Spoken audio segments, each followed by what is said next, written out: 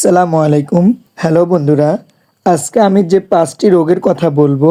৫টি রোগ থাকলে গরুর গোশত খাওয়া যাবে, কিন্তু অতিরিক্ত খাওয়া থেকে বিরত থাকতে হবে, না হলে বড় বিপদ হতে পারে। গরুর মাংস খেতে মজাদার হলেও এতে রয়েছে অতিরিক্ত চর্বি, যার ফলে আপনার প্রেশার বাড়িয়ে দিতে পারে এবং উচ্চ রক্তচাপ হতে পারে।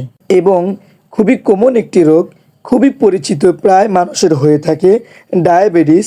গরু গোশত অতিরিক্ত খেলে সুগার নিয়ন্ত্রণ কঠিন হয়ে যায় এবং ডায়াবেটিস এর ঝুঁকি বাড়তেই থাকে। ও কিডনি রোগ, গরু গোশতের মধ্যে প্রোটিন থাকার কারণে কিডনির উপরে চাপ পড়ে।